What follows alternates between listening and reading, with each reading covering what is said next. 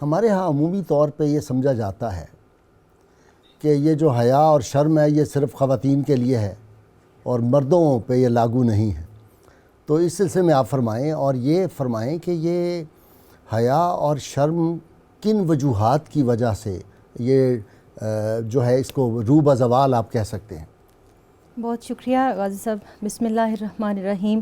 اللہم صلی علی سیدنا و مولانا محمد وعلی آلہ وصحبہ وبارک وسلم. آپ کی اجازت سے میں اس کا جواب قرآن پاک کی آیت سورہ نور کی روشنی میں دینا چاہوں گی کہ جب آپ سورہ نور کو کھولتے ہیں، اس کو پڑھتے ہیں، آیا نمبر 30 پہ جب آپ 30 پہ جاتے ہیں تو آپ دیکھتے ہیں کہ پہلے غد بصر کا حکم مردوں کے لیے آیا ہے. سبحان اللہ.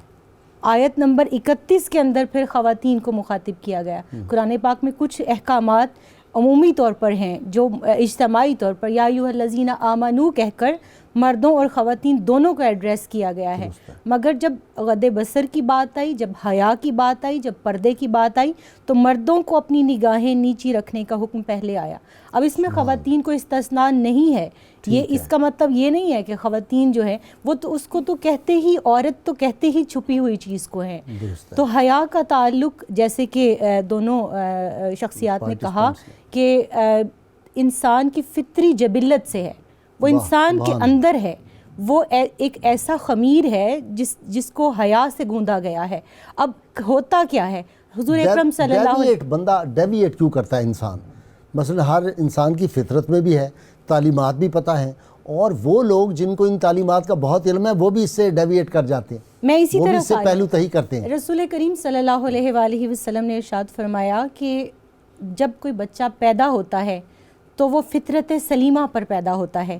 اس کے ماں باپ اس کو نصرانی، مجوسی، یہودی، پارسی یہ کچھ بناتے ہیں.